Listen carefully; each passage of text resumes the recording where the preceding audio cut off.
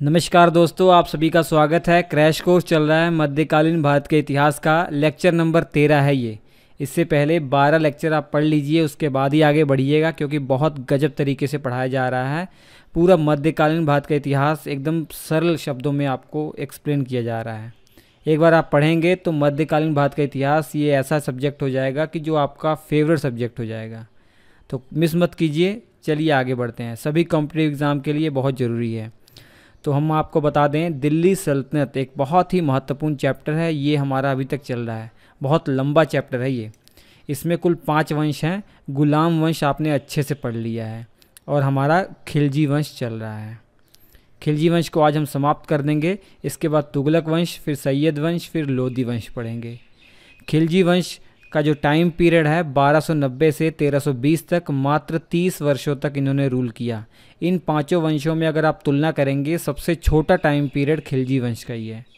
और दूसरी ओर ये प्रश्न बनता है कि दिल्ली सल्तनत में इन पांचों वंशों में से सबसे लंबा पीरियड किसका है, सबसे लंबा टाइम पीरियड किसका है?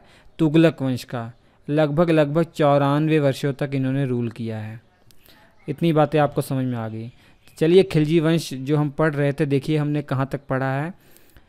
खिलजी वंश की स्थापना जलालुद्दीन फिरोज खिलजी के द्वारा हुई। ये आपने बहुत अच्छे से पढ़ लिया। जलालुद्दीन फिरोज खिलजी के बाद उसका भतीजा अलाउद्दीन खिलजी आया था। तो इस खिलजी वंश में सबसे प्रतापी, सबसे शक्तिशाली, सबसे महत्वपूर्ण शासक अगर कोई है तो वो अलाउद्दीन खिलजी था, क्योंकि इसने दक्षिण तक अपनी छाप छोड़ दी थी। ये सब आपको मालूम है अगर आपने पढ़ा होगा। क्योंकि अलाउद्दीन खिलजी के जो अभियान थे, उत्तर भारत के अभियान अलग मैंने एक्सप्लेन किए हैं, अर्थात उत्तर भारत में उसकी कौन कौन सी विजय थी वो अलग एक्सप्लेन किया है, और दक्षिण भारत के जो अभियान है वो अलग से एक्सप्लेन किया गया है। तो अलाउद्दीन खिलजी के बारे में पढ़ना बहुत ज़रूरी है, बहुत ही महत्वपूर्ण है। ठीक है। इसके बाद आपको पढ़ना है मुबारक खिलजी। लेकिन अलाउद्दीन खिलजी के तुरंत बाद मुबारक खिलजी नहीं आया था। अलाउद्दीन खिलजी के बाद अलाउद्दीन खिलजी का एक बेटा था शहाबुद्दीन, वो शासक बना था। तो ऑफिशियली अगर देखा जाए, अलाउद्दीन खिलजी के 4 पुत्र थे, खिज्र खां, शादी खां, मुबारक शाह खिलजी और शिहाबुद्दीन उमर। हालांकि इतिहासकारों में मतभेद है कि इसके अलावा भी अन्य पुत्र थे, लेकिन ये 4 पुत्र ऑफिशियली इनका रिकॉर्ड है, इनका नाम जो है सभी इतिहासकारों ने बताया हुआ है। इसके अलावा कई पुत्र और थे, लेकिन वो उनको लेकर इतिहासकारों में मतभेद है। फ़िलहाल ये 4 पुत्र जिनका ऑफिशियली रिकॉर्ड है वो आप समझिए। अलाउद्दीन खिलजी के 4 पुत्र हैं, खिज्र खां, शादी खां, मुबारक शाह, शिहाबुद्दीन उम्र। शिहाबुद्दीन उम्र सबसे छोटा है। ये मात्र 6 वर्ष की आयु का था जब ये सुल्तान बना। ये 6 वर्ष की आयु का था। मुबारक शाह और शिहाबुद्दीन, इनकी माता का नाम झत्यपली था। कुछ याद आ रहा आपको? अलाउद्दीन खिलजी ने रामचंद्र की पुत्री के साथ भी तो शादी की थी। रामचंद्र वही हैं जो यादव वंश के शासक थे। देवगिरी में यादव वंश चल रहा था, और देवगिरी में यादव वंश के शासक रामचंद्र थे। उन्हीं की पुत्री का नाम झत्यपली था। तो झत्यपली की शादी अलाउद्दीन खिलजी से की गई थी, और इनके द्वारा जो 2 संतानों का जन्म हुआ था, मुबारक शाह और शिहाबुद्दीन उमर। तो शिहाबुद्दीन उमर ये मात्र 6 वर्ष की आयु का था। अलाउद्दीन खिलजी की जब मृत्यु होती है 1316 ईस्वी में, 1316 ईस्वी में जब अलाउद्दीन खिलजी की मृत्यु होती है, तो मलिक काफूर जो था, इसका एक गुलाम था, आप सभी को मालूम है। अलाउद्दीन खिलजी अगर आपने डिटेल में पढ़ा तो आपको मालूम होगा, बहुत करीब आ गया था मलिक काफूर और अलाउद्दीन खिलजी, एक दूसरे के बहुत करीब आ गए थे, दोस्ताना व्यवहार था उनके अंदर। तो अलाउद्दीन खिलजी की जब मृत्यु होती है तो उसकी वसीयत लेकर आता है मलिक काफूर। मलिक काफूर उसकी वसीयत पढ़ता है और कहता है कि अलाउद्दीन खिलजी की यह मंशा थी, उनका यह इच्छा थी कि उनका पुत्र शिहाबुद्दीन ये अगला सुल्तान बने, और शिहाबुद्दीन जबकि बहुत उम्र में छोटा है, इसलिए उसका संरक्षक मैं बनूं। तो यही हुआ। शिहाबुद्दीन उम्र अलाउद्दीन खिलजी के बाद सुल्तान बनता है, और इसका जो संरक्षक बनता है वो मलिक काफूर बनता है। ठीक है, मलिक काफूर इसका संरक्षक बनता है। ये लगभग 4 महीनों तक, जनवरी जनवरी से लेकर अप्रैल महीने तक। ठीक है, अलाउद्दीन खिलजी की मृत्यु के बाद जनवरी 1316 ईस्वी से लेकर अप्रैल 1316 ईस्वी तक शिहाबुद्दीन उम्र सुल्तान रहता है और संरक्षक मलिक काफूर रहता है। इस दौरान मलिक काफूर झत्यपली से भी शादी कर लेता है। झत्यपली जो कि विधवा थी अलाउद्दीन खिलजी की, उससे शादी कर लेता है मलिक काफूर। तो जो अलाउद्दीन खिलजी के जो विश्वास पात्र बॉडीगार्ड थे, जो इसके अधिकारी थे, उनको ये बात अच्छी नहीं लगती। उनको ये नज़र आता है कि मलिक काफूर लगता है सुल्तान बनना चाह रहा है और सबको ये कंट्रोल कर रहा है, मेन मालिक तो मलिक काफूर ही है। तो इसलिए अलाउद्दीन खिलजी के एक पुराने वफ़ादार बॉडीगार्ड एक था, उसने मलिक काफूर की हत्या कर दी। मलिक काफूर की हत्या कर दी। लेकिन आपको मैं एक पहले की कहानी बताऊं, मलिक काफूर ने ये 3 जो भाई थे ना, इनको कैद कर लिया था। मुबारक शाह, शादी खां, खिज्र खां। अर्थात अलाउद्दीन खिलजी की मृत्यु के बाद जब शिहाबुद्दीन उम्र सुल्तान बनता है और संरक्षक मलिक काफूर बनता है, उस दौरान इसने बाकी तीनों भाइयों को, खिज्र खां, शादी खां, मुबारक शाह को कैद कर लिया, जिसमें खिज्र खां और शादी खां की आंखें नचवा दी थी, आँखों से उन्हें अंधा कर दिया था। और मलिक काफूर की जब हत्या की जाती है अलाउद्दीन खिलजी के पुराने बॉडीगार्ड के द्वारा, और उन्होंने मुबारक शाह को कैद से रिहा कर दिया, मुबारक शाह को छुड़वा दिया। कुछ दिनों तक शिहाबुद्दीन उमर ही सुल्तान बना रहता है और उनका जो संरक्षक है अब मुबारक शाह बन जाता है। पहले मलिक काफूर संरक्षक था, इसकी हत्या कर दी जाती है।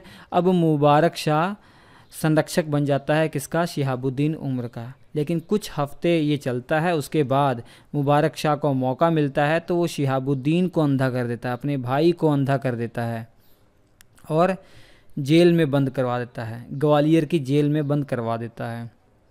और उसी जेल में 1316 के लास्ट महीने में लास्ट टाइम चल रहा था 1316 ईस्वी का, तो शिहाबुद्दीन मर भी जाता है। और उसके बाद जो सुल्तान बनता है मुबारक शाह खिलजी बनता है। तो मुबारक शाह खिलजी 1316 से लेकर 1320 ईस्वी तक रूल करता है। ये तस्वीर है मुबारक शाह खिलजी की।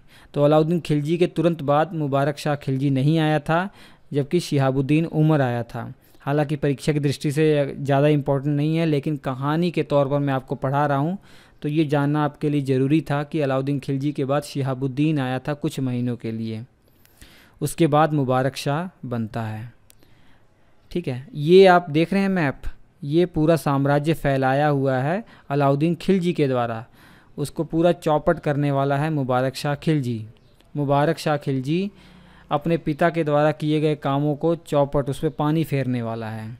ये मैप जो डार्क कलर में आप देख रहे हैं ना, ये तो वो साम्राज्य था वो डायरेक्ट जो दिल्ली के अधीन था, जबकि जो लाइट कलर में आप देख रहे हैं ये वो वाला इलाका था जो दिल्ली के अधीन नहीं था, जबकि ये लोग दिल्ली को अर्थात सुल्तान को टैक्स दिया करते थे, उनकी अधीनता स्वीकार कर ली थी। लेकिन ये दिल्ली साम्राज्य में डायरेक्ट विलय इनका नहीं हुआ था। यहाँ के जो शासक थे, जैसे काकतीय वंश के शासक यहाँ पे थे, और यहाँ पे आपके कर्नाटक वाले क्षेत्र में होयसेल वंश के शासक थे, यहाँ पांडे वंश के शासक थे। तो ये अपना स्वतंत्र शासन तो संभालते थे, चलाते थे, लेकिन इन्होंने अधीनता एक तरीके से स्वीकार की थी दिल्ली की कि ये टैक्स देते रहेंगे, हर साल टैक्स देते रहेंगे। ये बताने का कोई मायने नहीं है अगर आपने इससे पहले पढ़ रखा है। अगर आपने इससे पहले लेक्चर नहीं पढ़ा तो आपको बता रहा हूँ, इससे पहले अगर आपने पढ़ रखा तो आपको ये सब आता ही होगा। अब मुबारक शाह खिलजी के बारे में शुरुआत करते हैं। मुबारक शाह खिलजी आप देख रहे हैं, ये मात्र 17-18 वर्ष की आयु का था जब ये गद्दी पर बैठा था। जब 1316 ईस्वी में ये गद्दी पर बैठा था ना, तो मात्र 17 या 18 वर्ष की आयु का था ये भी झत्यपली का ही पुत्र था, पहले बता दिया। ये दिल्ली सल्तनत का ऐसा पहला सुल्तान बनता है जो अपने आप को खलीफा कहता है। दिल्ली सल्तनत का वो पहला सुल्तान बताइए जिसने अपने आप को खलीफा बताया, तो वो मुबारक शाह खिलजी था। बहुत महत्वपूर्ण प्रश्न है, इसके बारे में सबसे ज़्यादा पूछे जाने वाला यही प्रश्न है कि दिल्ली का पहला सुल्तान जिसने अपने आप को खलीफा घोषित किया था, इसने कई उपाधियां ग्रहण की थी। उसमें एक उपाधि ये थी खलीफातुल्लाह, मतलब अपने आप को इसने खलीफा घोषित किया था। इसका मतलब है कि जो व्यक्ति रिप्रेजेंटेटिव ऑफ गॉड हो, जो भगवान को रिप्रेजेंट कर रहा हो, वो इसने अपने आप को घोषित किया हुआ था। ये बहुत ही रंगीले मिजाज का आदमी था। कभी कभी दरबार में तो बिना कपड़ों के ही भागा करता था। ये कहना है जियाउद्दीन बर्नी का। जियाउद्दीन बर्नी ने इसके बारे में कहा कि ये होमोसेक्सुअल था ये, ठीक है। जियाउद्दीन बर्नी ने एक अपनी पुस्तक लिखी है तारीख़ फ़िरोज़ शाही। तारीख़ फ़िरोज़ शाही में उसने मुबारक शाह खिलजी के बारे में बहुत सारी बातें लिखी हुई हैं कि ये लड़कों के साथ शारीरिक संबंध रखता था और नग्न अवस्था में आता था, पूरे दरबार में सबके सामने लड़कों को मतलब किस किया करता था। तो इसके बारे में ये पूरा बताया गया है जियाउद्दीन बर्नी के द्वारा तारीख़ फ़िरोज़ शाही में। इसका एक बहुत ही ख़ास मित्र था मुबारक हसन। मुबारक हसन को इसने खुसरो खां की उपाधि दी थी। मुबारक हसन कौन था? मुबारक हसन पहले हिंदू हुआ करता था, बाद में इसने इस्लाम धर्म कबूल किया। इसका बैकग्राउंड थोड़ा सा मैं आपको बताऊं। जब अलाउद्दीन खिलजी का टाइम पीरियड चल रहा था ना, तो 1305 में उसने मालवा पर अटैक किया था। मालवा पर अटैक किया था तो मालवा से बहुत लोगों को बंदी बनाकर लाया था, उनमें से एक मुबारक हसन भी था। तो ये हिंदू धर्म का था, इसने इस्लाम धर्म कबूल कर लिया। अपनी काबिलियत के बदौलत इसने ऊंचे पद भी हासिल किए थे। दिल्ली के अंदर सुल्तानों के अधीन रहते हुए ऊंचे पद धारण किए थे। मुबारक शाह खिलजी का जब टाइम पीरियड आया तो ये मुबारक शाह खिलजी के बहुत ही करीब आ गया और इसका बहुत ही मतलब दोस्ताना व्यवहार था इससे। इसके साथ शारीरिक संबंध भी थे, ऐसा जियाउद्दीन बर्नी का कहना है। और खुसरो खां जो है मूल रूप से बिरादू जाति का था। हिंदू के अंदर बिरादू जाति से संबंधित था खुसरो खां। खुसरो खां और एक और गुलाम था हिसामुद्दीन, इन दोनों के सुल्तान के साथ न शारीरिक संबंध थे, बर्नी का कहना है। सुल्तान कौन? मुबारक शाह खिलजी। मुबारक शाह खिलजी के खुसरो खां के साथ साथ हिसामुद्दीन के साथ साथ भी फिज़िकल रिलेशन थे। इसके अलावा अलाउद्दीन खिलजी ने जितना बनवाया था, अलाउद्दीन खिलजी ने जितना अपने साम्राज्य को फैलाने के लिए जो भी नियम कानून बनाए थे, सबको समाप्त कर दिया गया मुबारक शाह खिलजी के द्वारा। जैसे अलाउद्दीन खिलजी ने क्या किया था कि जो धनी लोग थे उनसे साम्राज्य को छीन लिया था। धनी लोगों से साम्राज्य को छीन लिया था ताकि जो धनी लोग हैं वो सुल्तान को पद से हटाने के लिए कोई षड्यंत्र ना रच पाएँ। धनी लोगों से अगर संपत्ति छीन ली जाएगी, ज़मीनें छीन ली जाएंगी, तो वो कमाने में लग जाएंगे, तो अपने दिमाग में कुछ षड्यंत्र नहीं रच पाएंगे सुल्तान के खिलाफ। इसलिए उसने सबको गरीब कर दिया था, खासकर हिंदू लोगों को गरीब कर दिया था अलाउद्दीन खिलजी ने। लेकिन मुबारक शाह खिलजी का टाइम पीरियड आया तो उसने सारी ज़मीनें जो छीनी गई थी सब वापस कर दी, सबको फिर से अमीर कर दिया। इसके अलावा लगभग 17,000 से अधिक 17-18 हज़ार के आसपास जो कैदी थे, जो अलाउद्दीन खिलजी के टाइम पीरियड पर जो 17,000 या 18,000 के आसपास जो कैदी थे अलाउद्दीन खिलजी के टाइम पीरियड पर जेल में बंद किए गए थे, उनको रिहा कर दिया। मुबारक शाह खिलजी ने उनको रिहा कर दिया। और आपको मालूम है कि बहुत कम सैलरी देता था अलाउद्दीन खिलजी, क्योंकि उसने बहुत बड़ी सेना रखी हुई थी, 4,75,000 से भी अधिक सेना रखी थी। बहुत कम सैलरी देता था सैनिकों को, लेकिन मुबारक शाह खिलजी का टाइम पीरियड आया तो उसने सैनिकों की सैलरी बढ़ा दिया, लगभग 6 गुना उसने सैलरी बढ़ा दी थी। इसके अलावा जो बाज़ार नियंत्रण व्यवस्था चालू की गई थी अलाउद्दीन खिलजी के द्वारा, उसको भी समाप्त कर दिया मुबारक शाह खिलजी ने। मुबारक शाह खिलजी ने उसको भी समाप्त कर दिया था। इसके अलावा जो कठोर दंड व्यवस्था थी, जैसे कोई दुकानदार अगर कम सामान तौलता था तो अलाउद्दीन खिलजी के टाइम पीरियड पर उन्हें बहुत बड़ी सज़ा दी जाती थी। जैसे जितना भी सामान उसने कम तौला उसका शरीर से उतना मांस निकाल लिया जाता था। तो जो दंड प्रणाली थी बहुत कठोर थी अलाउद्दीन खिलजी के टाइम पीरियड पर, वो सभी इसने समाप्त कर दी मुबारक शाह खिलजी ने। जो टैक्स व्यवस्था थी, जैसे 50% टैक्स लिया जाता था, राजस्व वसूला जाता था अलाउद्दीन खिलजी के टाइम पीरियड पर, वो सभी इसने बहुत कम कर दिया मुबारक शाह खिलजी ने। ठीक है, तो ये कहने का भाव ये है कि जो अलाउद्दीन खिलजी के द्वारा जो भी व्यवस्था चालू की गई थी जो सफल थी, वो सभी को इसने चौपट कर दिया, समाप्त कर दिया। इसके बाद मुबारक शाह खिलजी के टाइम पीरियड पर 3 अभियान आपको याद रखने हैं: गुजरात अभियान, देवगिरी अभियान और वारंगल अभियान। ये हालांकि जो मैप है ना, ये अलाउद्दीन खिलजी के टाइम पीरियड का मैप है कि इसने जो जो अपने अभियान किए थे वो मैप में दर्शाया गया है। तो ये मैप मैंने आपको इसलिए दिखाया है ताकि आप याद कर सकें कि गुजरात को उसने जीत लिया था अलाउद्दीन खिलजी ने। अलाउद्दीन खिलजी ने गुजरात को जीत लिया था और गुजरात में अपने समधी अल्प खां को वहाँ का गवर्नर नियुक्त किया था। गुजरात का गवर्नर अल्प खां था और ये समधी हुआ करता था, अलाउद्दीन खिलजी का ये समधी था। तो अलाउद्दीन खिलजी ने अल्प खां को गुजरात का गवर्नर नियुक्त किया हुआ था। जब अलाउद्दीन खिलजी मरने ही वाला था तो मलिक काफूर ने ये षड्यंत्र रचा कि अल्प खां की हत्या कर दी जाए। तो इसके लिए उसने आइन अल मुल्क को, किसको, आइन अल मुल्क को भेज दिया गुजरात में भेज दिया अल्प खां की हत्या करने के लिए। और वहाँ पे जो षड्यंत्र रचे जा रहे थे, दिल्ली के खिलाफ विद्रोह हो रहे थे, उसका दमन करने के लिए। और आइन उल मुल्क में आपको बता दूं, ये देवगिरी का गवर्नर हुआ करता था। देवगिरी को भी अपने अधीन कर लिया था दिल्ली सुल्तान ने, अलाउद्दीन खिलजी ने। और आइन उल मुल्क को यहाँ का गवर्नर नियुक्त किया हुआ था। और ये यहाँ से जब गुजरात की ओर गया, रास्ते में ही इसे ये खबर आती है कि अलाउद्दीन खिलजी की भी हत्या हो चुकी है और मलिक काफूर की भी हत्या हो चुकी है। तो ये अपना अभियान बीच में ही छोड़ देता है, आइन उल मुल्क बीच में ही अभियान छोड़ देता है और चित्तौड़ के पास वहीं पर ठहर जाता है।